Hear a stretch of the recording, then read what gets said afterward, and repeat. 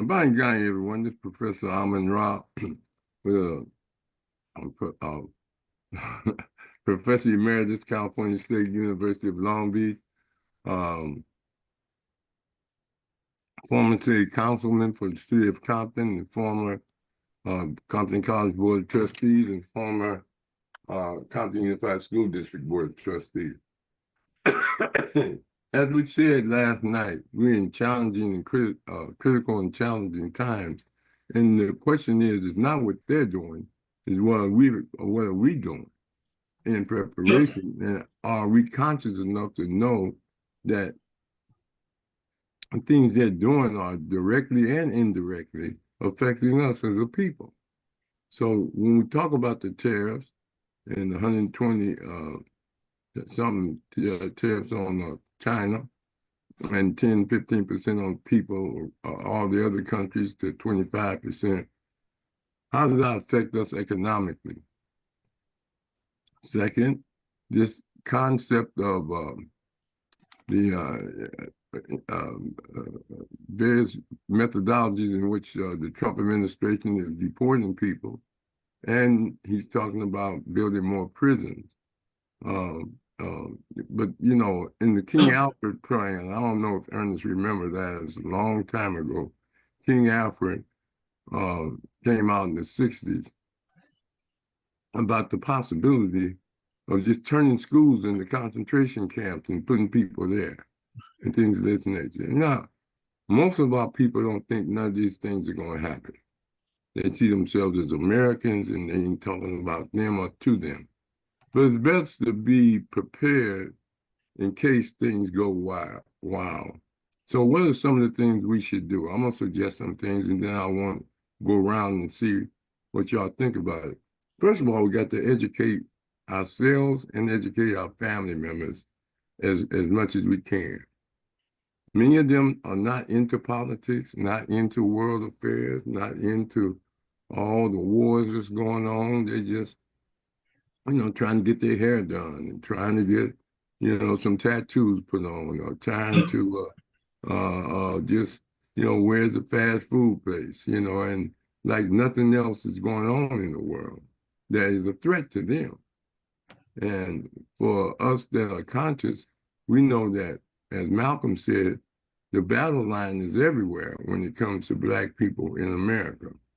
Everywhere there's a battle line, there's a struggle. So I'm suggesting that we begin to have family meetings, call people together, and in a friendly and well-structured forum, begin to discuss: are we prepared for food shortages? Are we prepared for essential? Should we be saving money? Cash? Should we get passports and things of this nature? So these are some of the things that I suggest that we have to start thinking about. And the first thing to do is going to be very difficult, is to get many of our people to focus on this. This is serious. If they're committing genocide on the Palestinians and talking about taking over their whole country, and with America help and America involvement and acting on behalf of America, that's because, remember, Trump, that was his first vision, turning Gaza into a resort. So he got a lot of pushback on that. So what he do? He tell Israel, go ahead and do it. Do it for us. You understand? And we'll give you the weapons, and we won't even criticize you, and we will arrest people who criticize you, call them pro-Palestinian and things of this nature, and restrict demonstrations on college campuses, and doing all kinds of things to upheld or destroy the efforts of people to try to raise the issue of Israel's genocide against the Palestinians, which is very critical. But most people don't even want to, they're not thinking about that. But so anyway, we go, so that, why did I bring that up? Because that could happen to us. I mean, I don't, if they can put you in the Holocaust of enslavement, our ancestors, for over 100 and something years, and then put you through Reconstruction and sharecropping and manumissions and discrimination, and then say that there's no race problems in America. You understand? These people are very, very strange people. You understand? So what I'm saying, one, is we have to educate ourselves. Education is very important. That means sit around and discuss possibilities. You're not trying to create a paranoia situation among your family members, but you're just trying to wake them up to what's going on.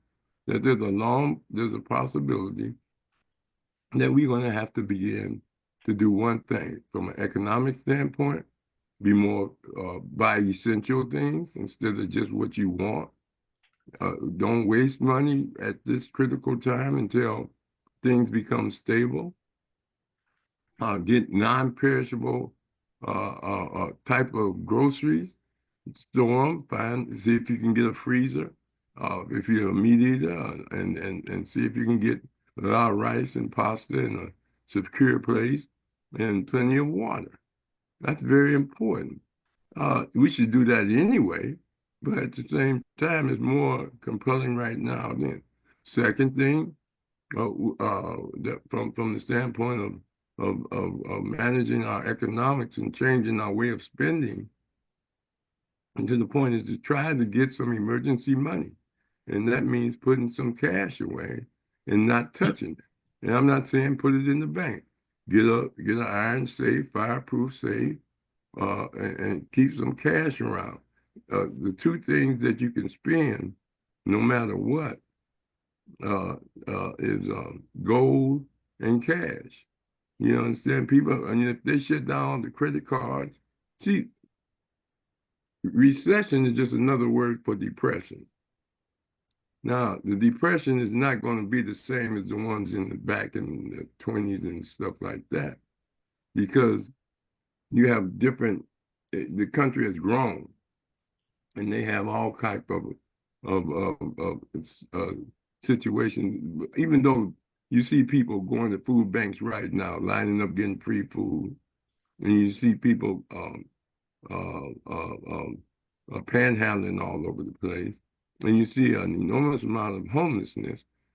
I used to tell my kids when I take them to school, you ride, but you see these people that's on bus stops and these people walking, this appreciate that.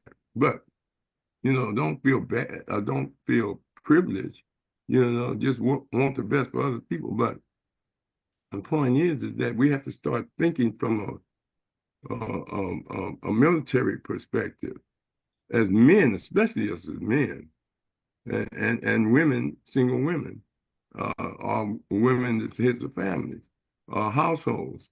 You have to begin to think about the best cure to any problem is the prevention. And it's best to be prepared than to not be prepared. They say it's best to have it and don't need it than to need it and don't have it. So getting perishable items, saving your money as much as you can, and have a reasonable amount of money on. It's like get your passport. That's very important in case you have to leave this country, or you may need your passport to enter another country.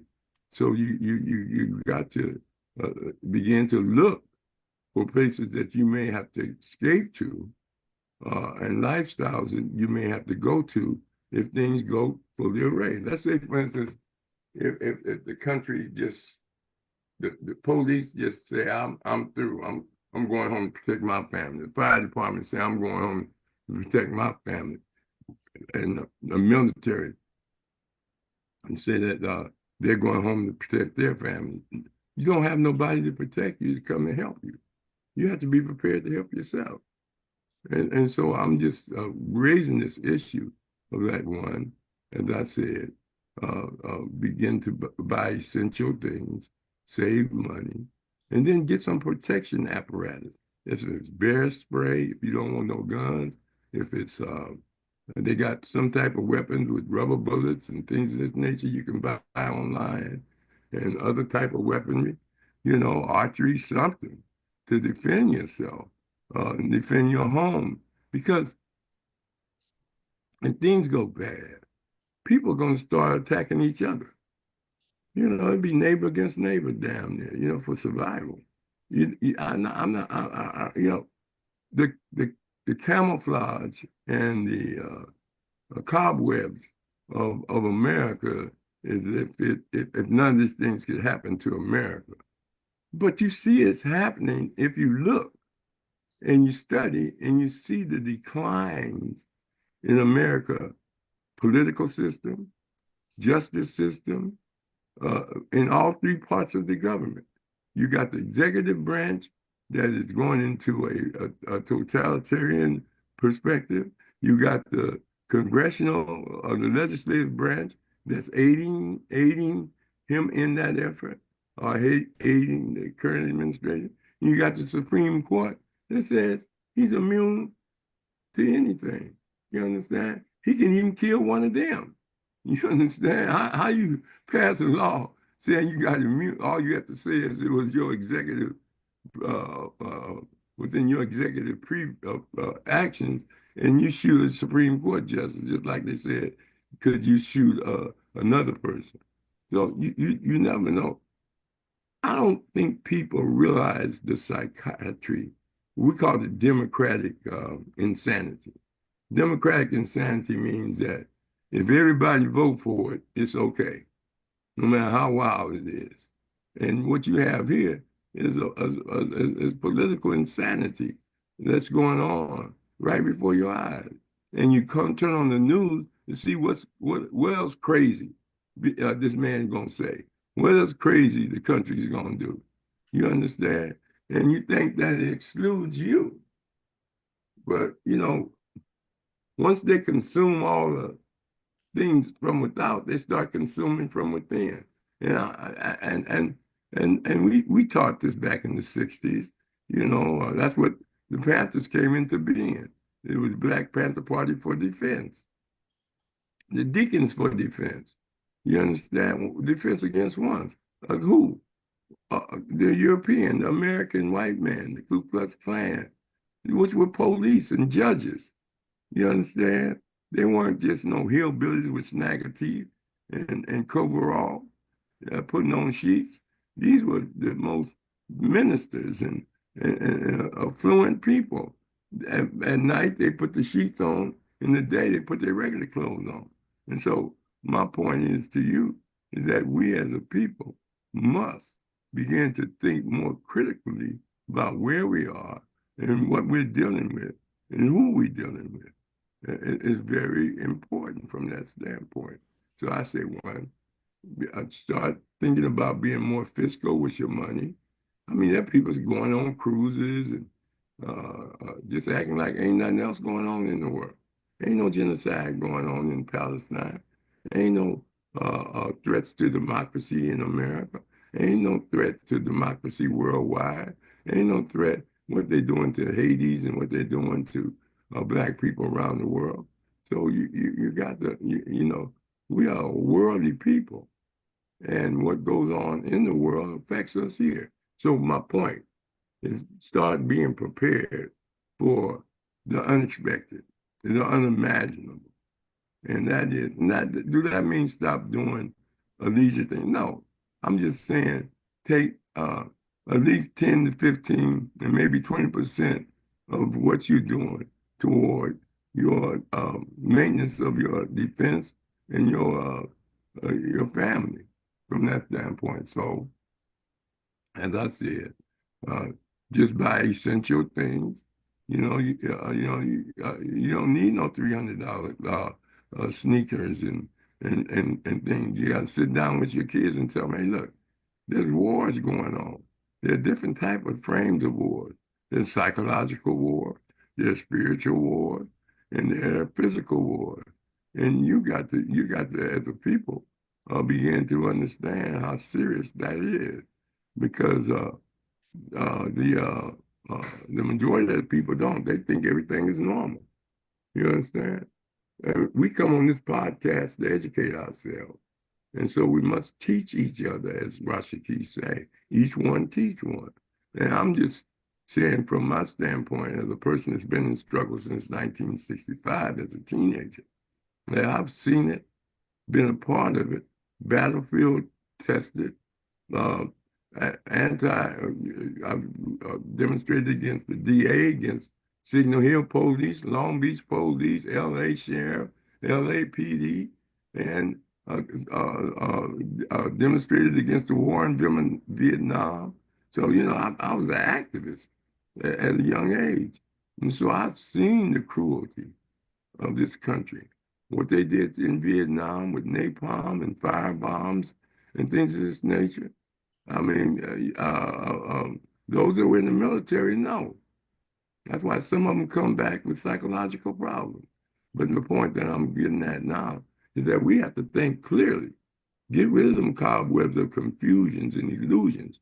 They put on comedy shows on TV to sell products mainly, but to take your mind off of what's going on. They put on action movies, anything to entertain you. And while they're entertaining you, they're robbing you. Half of what Trump is doing is entertainment, but he's robbing the country blind at the same time. Those are diversions. When he says something crazy, everybody focus on that. While he's robbing the banks and robbing him and his sons going around getting billions of dollars. And they ain't going to be here. You understand? They can go anywhere they want to go. If this place go up in chaos. But anyway, getting back to my main point. One thing we have to do is begin to start preparing. And maybe y'all have some better ideas, or maybe you don't think we should. So we're going to go ahead. Ahi, how you feel about what I just said? Ahi, are you there? Okay, Mshinda, are you there? Yeah, I'm here. Go ahead. Do you think we should begin to thinking the idea of preparing for chaos? Yeah, good evening. Yeah, of course. If you're paying attention to what's going on locally, nationally, globally, you definitely have to have some kind of preparation plan in place. You know, uh, I'm not an extremist in terms of, I don't wouldn't consider myself a survivalist like some folks do. I'm not at that level, but I will say that my family and my immediate family, and not just my immediate family, but in-laws and different folks have taken certain measures to begin, you know, some preparation. For instance, um, we have several gallons of water. Uh, always, and that's something that, I mean, we've always kept water in the house, but we're literally stocking up on water. Um, we have a garden. This is our second year. My wife and I have, partaked and started gardening. Growing tomatoes and squash and peppers and various uh, vegetables and things like that. And it's not only therapeutic and relaxing, it's good exercise, but I think it's necessary to know how to grow your own food. You're absolutely right. If some emergency locally or nationally something goes down and the stores closed, people take for granted that that these markets will be open. And you made a good point about folks is about trying to that works at the stores, that owns the stores, people are concerned about their own families, So it's a possibility. I think in America, especially, we've taken for granted, our lifestyle and our liberties and things like that.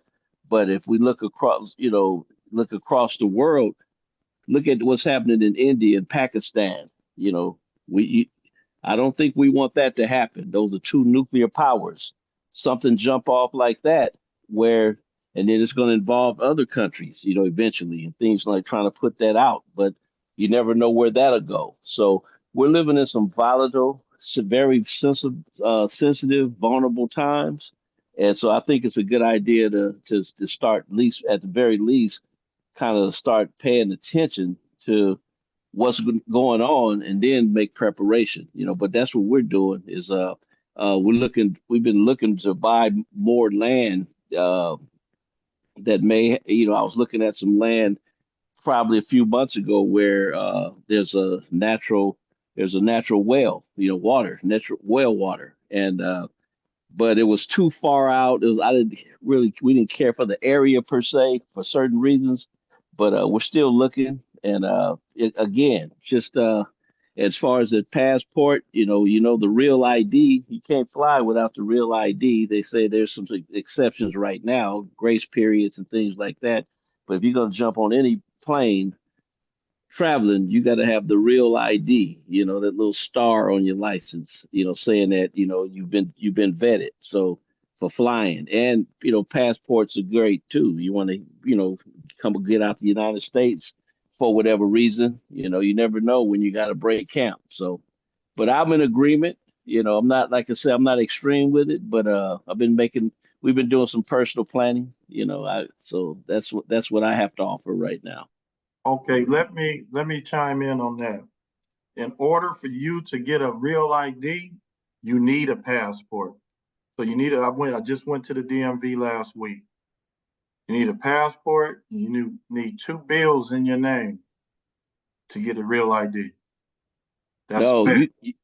That is well, facts here I went to the DMV. they That's said you have to have a passport.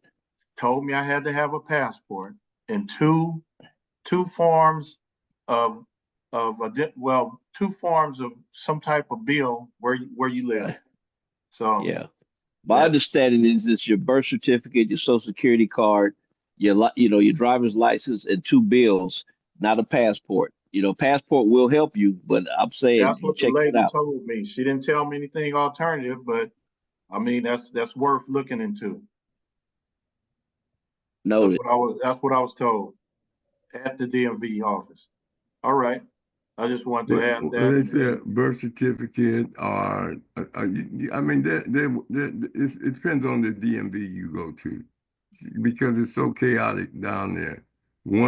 Some people take simple information, like a lot of these immigrants don't have none of that material, but they're giving them IDs, travel IDs. There are ways. I mean, as long as you got your proof of resident. That's what they say, a proof of resident and So let's chime in real quick. This is Reggie. I'm on my AI thing here. It says to apply for a real ID in California. So I made it specific: provide a social security number, verify your identity with acceptable identity documents. I don't say what those are. Present acceptable residency documents if you have never had a California driver's license or ID card. Pay the non, blah blah blah blah. Other stuff doesn't. Yeah, and that's all they'll say. Have your photo taken, blah blah blah. That's just a quick. I just pulled it up to see what they're saying here. So you have different information. So I'll keep searching while we're talking. Yeah, and it's good to plan. Can I interject here? Sure. Yeah. I'm in Detroit, and they didn't ask me for anything except a fee. There you go. Yeah, you got all these differences. I did California only. Hmm. See, my point is that it's chaotic. What did you shut down all flights? So you got to be prepared with gas in your car all the time. At least able to get at least 200 something miles away. If something get chaotic, um, um, that's very critical from that standpoint. Be prepared to get out of here in different ways. You know, to think that they're going to be flying and then they can put a curfew, say nobody can come out after 12 noon. You understand? And put the military out there. I mean, we're not trying to be paranoid and things like that. But we just talking about think about different scenarios and begin to prepare for those different scenarios. Of case you have to drive, and should you have some 25-gallon tank gas cans, around, in a safe place that don't cause a fly. You remember in the 70s when we used to have to get gas on different days and different license plates and all that type of stuff. People was cutting in line, and I mean, people were fighting, and it was a whole bunch of chaos when the Arabs had the oil boycott. So what if they do that? You understand?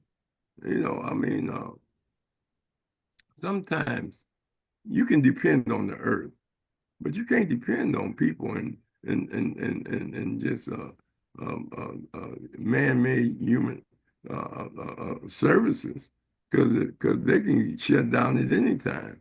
You know, many times you go to the store, damn, they shut, they close. You understand? And what if they're mandatory to close, or they say, I'm going to take care of my family, or I'm leaving the country and I'm shutting down my business. Now you can break in, people will be breaking in. And that's why I say chaos. But at the same time, you have to think about different strategies. That's why when you meet with your family, it's not just a one-time meeting.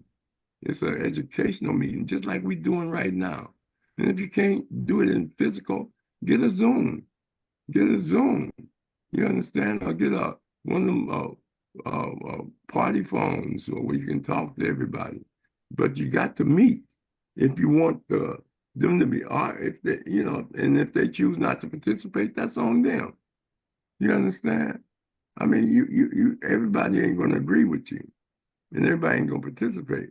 But being essential with your spending, especially you as an individual, is very important. You can't waste a lot of money on lottos and casinos and Disneyland and park recreation centers and ball games, until things settle down and get a little bit more stable. Because it's unstable right now. That's what the market is saying. We don't know what to do. You heard that on the news. They said we can't plan nothing because we don't know what's going on. And so when they don't know what's going on, we don't know what's going on. And so that's why it's very critical for us to think. Ernest, what you think about things? You've been a veteran. Well, I've been thinking about a lot of things you said when I went and got my ID like in January of 2020. You know, I had to have my birth certificate and then a property bill, you know, tax bill to prove that I'm a resident, and then like a gas, electric bill, and then I think social security card. So they took those forms of ID here in Long Beach. But like these other things you're saying, I've been, because my daughter been pressuring me now to get a passport, Dad, get a passport. She lives in Grenoble, France, you know. Say, because the United States is going down. Say, so you're going to have to get out of there, you know. I say, but the problem with me now, I told her, well, my wife's down, you know. So she's sick, bedridden. She's been that way now since 2020. And so I said, well, I got that. So I couldn't get her down there to get her an ID because she don't even have her driver's license up to date because we were unable to, you know, for her to go in person to do it. So I say, so I'm kind of stuck here with her. Maybe you can get California state ID. Yeah, you know, with her, but like what you're saying, we've been family, we've been talking about that, and because my brother-in-law and I, when he was alive, we had a lot over there in Long Beach, where man, we had everything. We had cabbage, lettuce, you know, potatoes, tomatoes, man, and collard greens and mustard greens. He had and squash and stuff, you know. And so we still own that lot. And so there's nothing on it. And then he had a bunch of fruit trees put on there, plum tree, tangerine, and peach tree, you know, and it don't half get watered now because I'm not over there, you know, to take care of it. But it still blooms up, you know, just without being watered, man. Every year that nectarine is falling over with nectarines on the tree. You have to go over there and try to get the neighbors to come pick them off. But you know, stuff like that. Like you're saying, we're trying to get as self-sufficient as we can.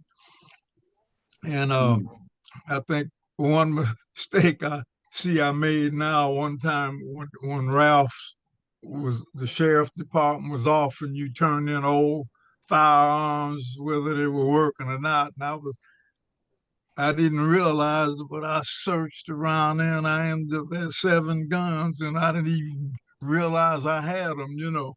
And I thought, and that's when my daughter and the grandkids was coming up, and I don't know, in my mind something said you need to get rid of those firearms because you know kids get inquisitive and they'll search.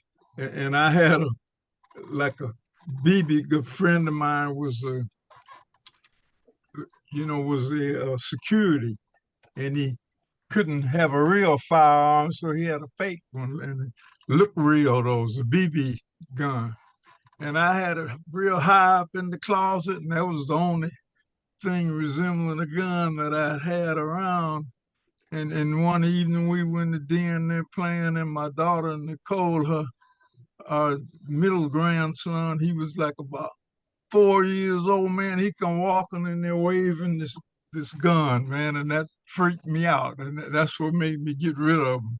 Because I say, now if that had been a real one, you know, him, I don't know how he managed to get up in the closet and find it, because this was the least likely place to store a weapon, but he found it, you know, so that freaked me out about having the real deal around. So those things I've been kind of debating. Now that they're grown, I can probably get me something, you know, because they know better now. But like what you're saying, I can see it happening with this regime in there now, especially the next 3 years. I mean, it's really bad, you know, because we got a fool in there, and that's what he is. He's a liar. He never tells the truth. And it is best to be prepared. So we, as a family unit, we all carry on Willie Martin and them, you know, we all on the same page with Professor Rahh, is that you might have to look out for yourself, you know. Well, you know, you have to be prepared to defend your home and defend for your life. As Malcolm said, someone come to kill you, send them to the cemetery. And my point is that, you know, getting organized, education, and then, you mobilize, of course, and you educate yourselves to possibilities, and try to encourage them to think about, you know, being more essential with their spending, being more conscious of what's going on in the world, and quit thinking that things are normal when they're not. And many people think they are. And that's why they always want you to send your kids back to school. You know, don't be afraid. Don't be doing that, because, you know, they want things, they want you to think that things are under control. You understand? And it's not. It's out of control. And so I'm just saying that if the traditional way in which you get food, the traditional way in which you get aid, and, you know, you got to get an emergency kit. Emergency kits, you should have at least 2 or 3 of them. You understand? Because you don't know how long you're going to be needing the kits. You know, and that's bandages, and that's antiseptics, and that's water, and that's other things, flashlights, satellite radio, all those type of things that you need. You see, people spend money on some damn things, man. Like they've argued about Barbie dolls, you know, which is good. I mean, you know, you want to give your kids a sense of that, especially the young ones, you know, keep them together. You don't want them paranoid. But for the older ones, and you tell them, you know, don't you know, get to the point that you rattle your whole family. But, you know, you just taking precautions that you should have been taking all the time. I was going to say that about when you talk about being prepared. If you were to ask someone about, did you get your earthquake, you know, kit? Probably less than 10% of the people would have it, so still not prepared. I'm going to switch real quick. I know you guys got the floor. I can't let things get by me. Real ID dmv.ca.gov. I went there, real simple, and you can fill out everything there. It's the law. May 2025 is when the Real ID was coming into effect. So we all should have already had our Real ID because that started in 2020 or whatever it started 5 years ago. So that's just another information for us to be on our JOB. We should all have it already, so we wouldn't be here. This has nothing to do with Trump because it was already on the books. But the Real ID, Rigo was absolutely right. When you go in, you need to have you have to have valid proof of a valid passport, and I think it's or a certified birth certificate. They didn't say that; they just have them both listed. And then you have to have residency documents. One, at least a cell phone bill or a utility bill or a mortgage statement or a bank statement. So I do believe, as far as the Real ID, Rigo, it's either a valid passport or a certified birth certificate. I don't think it's both, but they don't have it written out like that. They have commas after each one. That's that. So that's, you guys have it, Real ID if you don't have that. Ernest, right? Is that your name? Yes. Okay. You said we, as in, the United States, we, maybe Black folks, we have taken for granted many of our liberties that we have here. And you guys don't know me. I lived in a third world country for 3 years. So when we talk about poverty and things of that nature, we don't really know what it is in the United States until you've been in it and you've lived in it and you've been around. So the liberties caught me because when I think of the United States, when we talk about China is resisting, other countries resist, they have poverty there. And they understand how it works. They're okay being poor. They're okay not having. We have taken for granted, from my perspective here in the United States, we don't know how to live without toilet tissue. I know how to live without toilet tissue. We don't know how to take cold showers every single day if you have water to take it every single day. I know how to do that, not because I'm special or anything, but I've had exposure. So we take so much for granted. Having a meeting, you talked about having the families come together and to meet.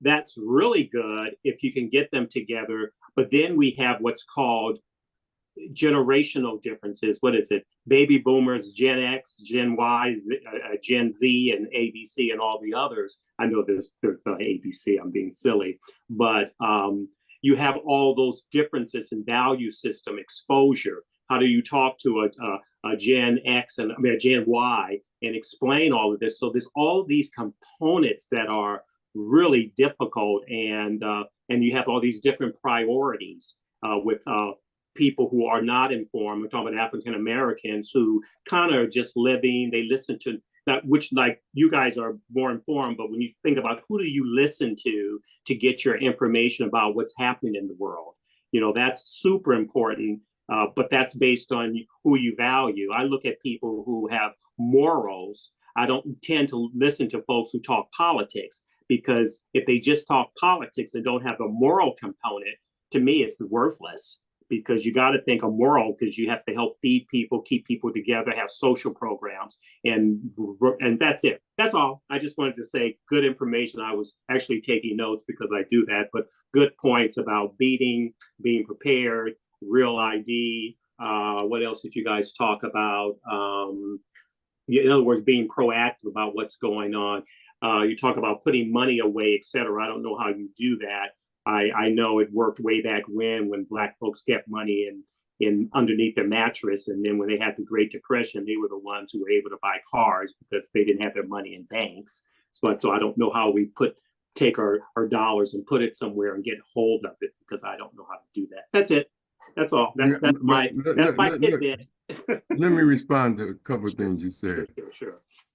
The first thing is that your children, they can be Gen Zs and they can be whatever generational name they give them, all they want on the outside the home. But in the home, they're your children and they're your family, and your leadership establish that. That's why they say you in biblical texts, you may be in the world but not of the world. Mm-hmm. And so you don't let you can go out and talk hip hop to your friends, but when you come home to your mom and daddy, you have to sometimes respond to how you were raised and how you respect them, especially if they were good parents and strong parents. So I understand. I don't think that there's a generation gap at home. I think there's a generation gap in the streets when kids do what they want to do when they're not. But the mark of a good kid is not just how they act when they're at home, it's how they act when you're not around. And there's some kids that still have the discipline that their parents gave them, and they don't have tattoos, they don't drink, they don't use drugs. Some may be religious or whatever, but at the same time, there are some young people that way. But if you let your kids get out of hand, where they talk to you like you were a teenager or Gen Z and things of this nature, and you got to check them right away. And that's why I say that you educate yourself from the standpoint that I taught parenting, and there's so many parents they didn't even know what the certain drugs that were out. They were used to the drugs when they were coming up. Right. They didn't even know. I mean, their kids be getting high right in front of them. They didn't know what gang talk was. When somebody said cuz or someone say blood or someone say that's my homie, I'll put that on my set and all that. They didn't know that was gang talk. They didn't know a lot of that because they're in that circle. So you have to educate yourself. Of course, I agree with you that you have to respect their individuality from a standpoint, but you always let them know that you are their parents and you are the head of the household, and they're your children. I don't care how old they are. They can have all the degrees they want, but the first person that got a degree got it from someone that didn't have it, one. And second, that common sense always trumps academic preparation. Personal experience always. Like you said, you lived in those countries. You lived it. That's personal experience. That's nothing you read in a book. You understand? So you know how to do these things. And that gives you a sense of battlefield being tested. But when I'm 70, I'll be 77 this year in a couple of days. And I have to I tell my kids in a minute, I say, look, man, I'm 20, 30 years older than you. You understand? You don't think that means nothing, but I have experience. You understand? And I'm not going to surrender my role as a parent because you think that you know more than me because you know how to work a computer or you know how to deal with TikTok and know how to do all these things with computers because all that stuff can go down. All that stuff can break down. All that stuff you may not be able to use if there's no electricity and things of this nature. And that's why, as Mshinda was saying, hey, we growing our food, but now we got to get non-perishable items and know how to store them, and not that you need them right away, but just in case down the road. You got to get your emergency kits, as you brought up, your earthquake things. Like you said, less than 10%. So we got to raise that, even if it's just among the family. You say, hey, look, you can't get the world to do what you say, but you should be able to encourage the people that you fed, that you got through school, that you took care of. You bought them things without them asking. You helped them get a car without them getting to ask them. There was always something in the refrigerator. You let their friends come over and things of this nature. I mean, there's a certain amount of respect that you're going to have to demand of your children at all times, no matter how old they are. Your kids grown, they can't come in the house. After you, hey man, I'm still your parent. I don't cuss in my house. You can't. You understand, man? What's wrong with you? If you don't want to come over here, that's fine. But you can't come here talking hip hop and talking bebop and all that type of stuff. We talk family talk here. you know, and so that's why Ernest, and I'm pretty sure you, Reginald, are disciplined.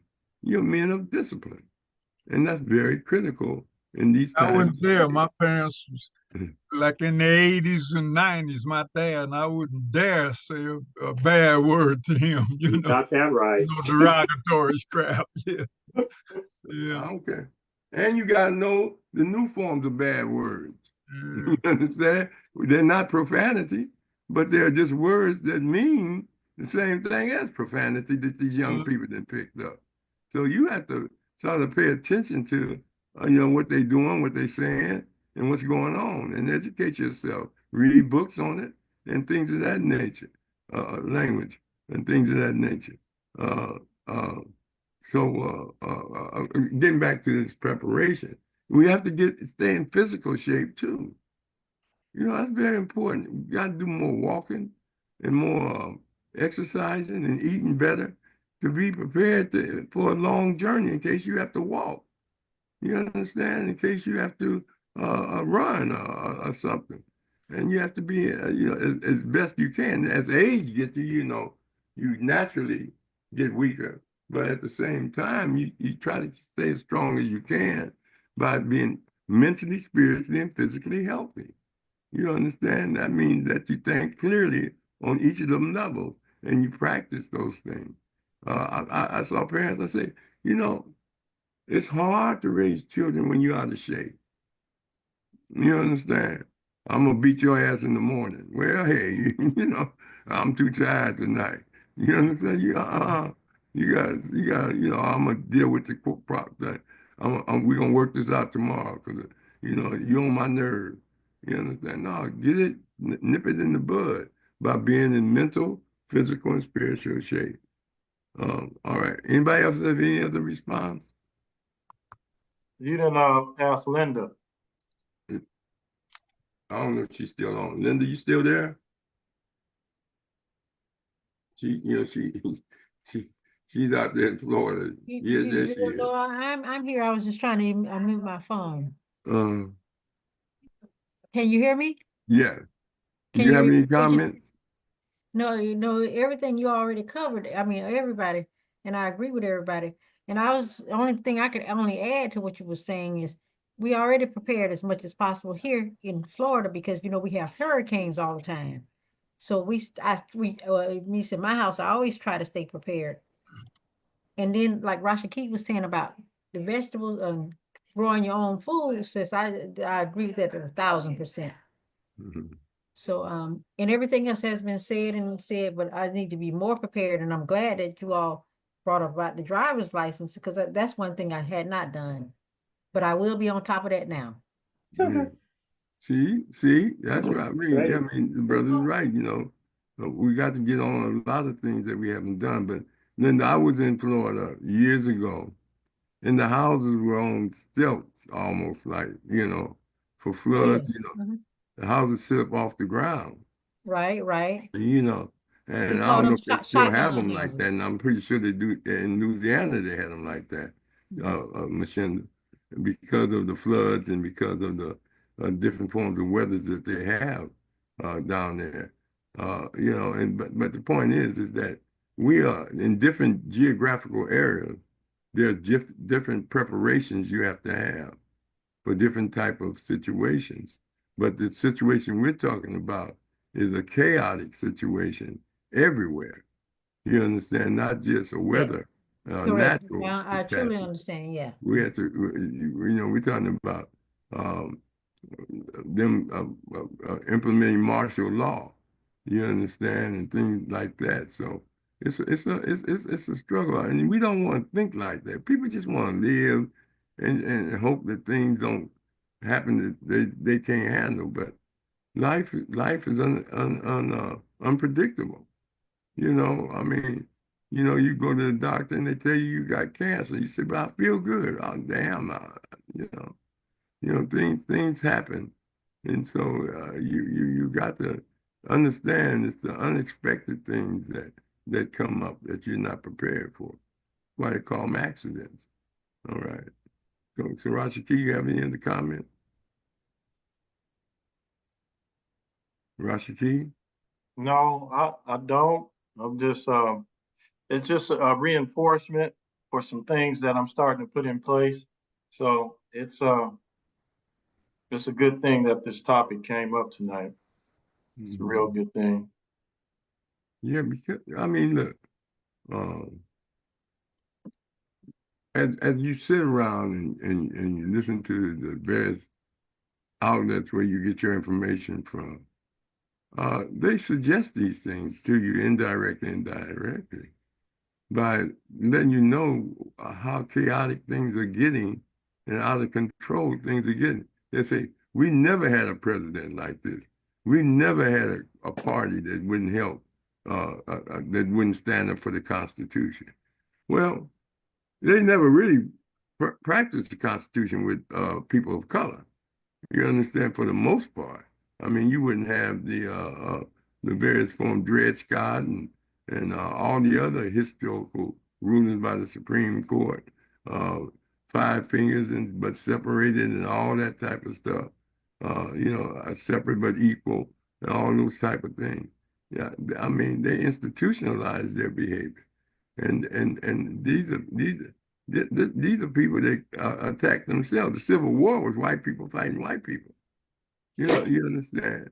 The German War with the Jews, white people fighting white people. Well, you know, I want you to understand. Now, I'm not saying they didn't have a war with Japan and have war in Africa and in the Middle East, but at the main time, some of the biggest wars was with themselves, the most destructive. And what killed the majority of white people was white people. You understand? So you know if they'll kill themselves, what they think about you. You understand? You're expendable. You understand? But people don't see it like that. They, as Joe Henry would say, they're under the illusion of inclusion. You know, that, and they see themselves, you know, military people who served this country really did it out of the goodness out of their heart. They were drafted some were joined for different reasons. But, you know, when you go in the military, you're saying, I'll die for you. Is that correct, Brother Ernest? Yeah. You know, We have didn't have to no choice. They come and drafted you. Know, it was either go to Canada or suck it up for 2 or 3 years. You know. Yeah. So, Well, yeah. white kids did in the Yeah, a 70s. lot of them. Yeah. They got attorneys. They went to Canada. That's why they gave them immunity. Right. Nixon gave them all immunity. You remember that? Yeah. When it said the kids that had fled to keep from going to the army, you can come home now. Yeah. You understand? Yeah, but they made Ali pay a price. Right. You Yeah. understand? Yeah. You know, it's different. So from that standpoint, you still there? Yes, I am, Professor. You right You on have any point. more comments? As Well, you've been, yeah, I do. I want to say you right on point, and you know, I'm working to do my thing too, of being prepared. But you know, these people have been pushing this narrative, this militia thing, ever since Ronald Reagan. And when what's his name, Jimmy Carter was in office before him, and he was trying to come a little bit more humane and inclusive. After Nixon had embarrassed the Republican Party, um, Ronald Reagan came in, and it was like he had all the movie stars. Remember, Charlton Heston was talking about you can have the gun when you pull it out my cold dead hand, and all that kind of stuff. That's when the NRA really started flexing, and the so-called evangelical, the evangelicals were calling themselves the moral majority, and everything was pointed toward that, was a trajectory toward where we are now. And having worked around these people who their primary conversations are guns, hunting, survival, out in the woods type of deal, this is something that they have sort of like what Tupac did. Tupac just made himself be murdered. Just he prophesied it, and then he did foolish things. He was murdered. And that's what these militia people have been prophesizing, and they are really behind this idiot in spite of what he says he's going to do for them, as long as it gets to their ultimate goal, which is, I don't know, who are they going to be pointing the guns at? But this is what these people have been waiting for. Yeah, you know,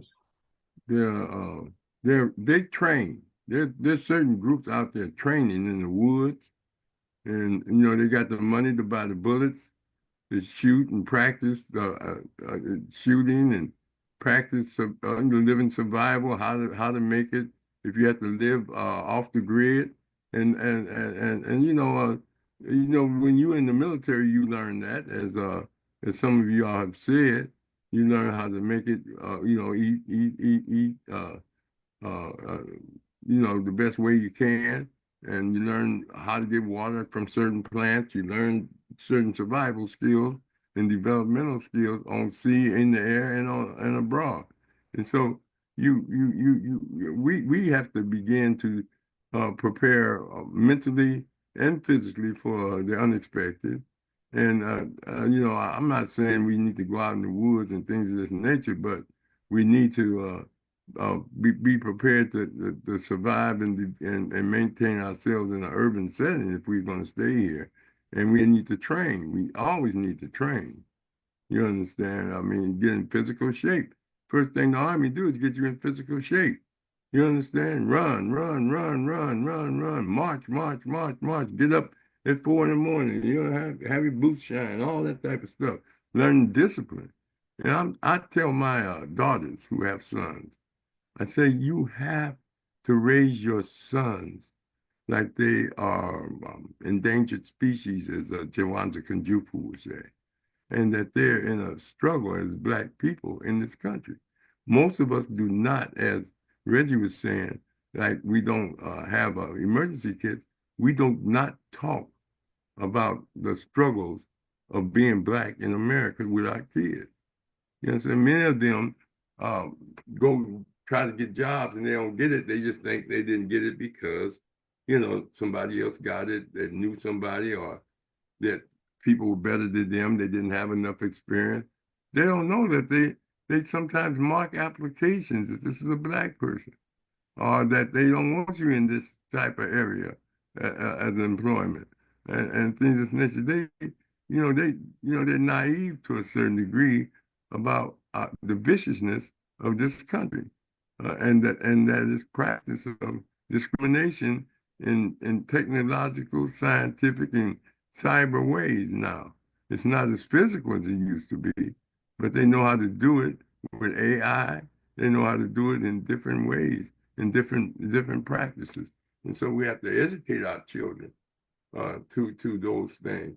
I mean, even preparing them to go to school, you know, that's the secondary education. The true education is life. You know, life will teach you, you understand, the most critical things, you know, about death, about illness, about poorness. You know, as he said, when he was in other countries, people learn how to make it by being poor. And some of these people are like there's certain countries don't even have mailmen. You know, the mail's not delivered. You understand? There's a lot of countries don't have post offices. And you know, you got to, you know, we don't talk about those things with our children and things of this nature. All right. Reggie, you have anything else you want to comment on? Oh, no, this is great. Good. This is thank you for the stimulation. I appreciate that. And I loved your focus on exercise. Yeah, I think that Rico should have a podcast on exercising for seniors. And so, and that's, I'm a senior too. Yeah. I'm in my 7th year, so I'm a senior as well.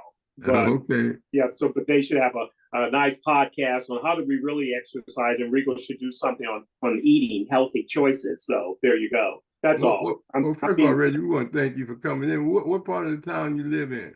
I'm in West Los Angeles. Wow. That's upscale. A little bit. Yeah, thanks to my parents. Yeah. Yeah, so did you go to school out here?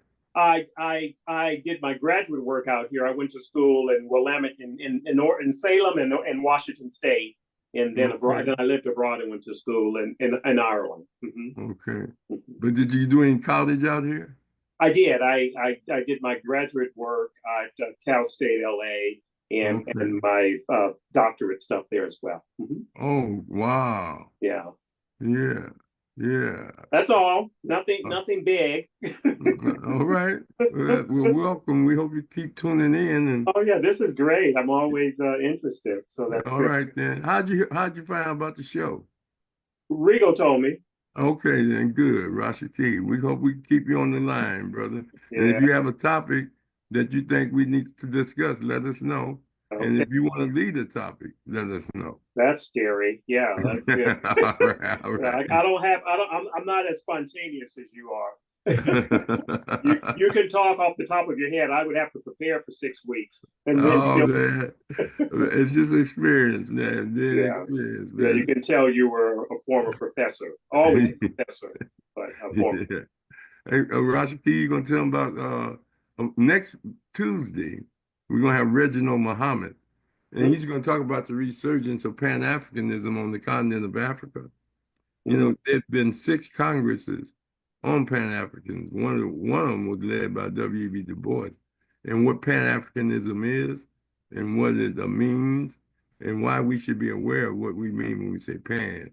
Pan just means all, and our people must deal with Black people in diaspora.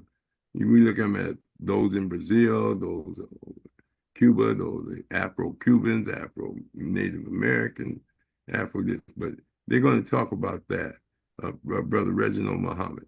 He's a reparation man himself, but he also may have another guest to speak with him. Go ahead, Rashaki. Yeah, next week on Wednesday, I have a young African-American entrepreneur coming on, young lady that has a few businesses in Compton. So that's what's supposed to happen next week. And all right, then. All right, so we appreciate everyone attending this evening. We're going to take our pause, each one teach one in Conscious Corner. Continue to have a good day. All right, then. Okay. Bye-bye.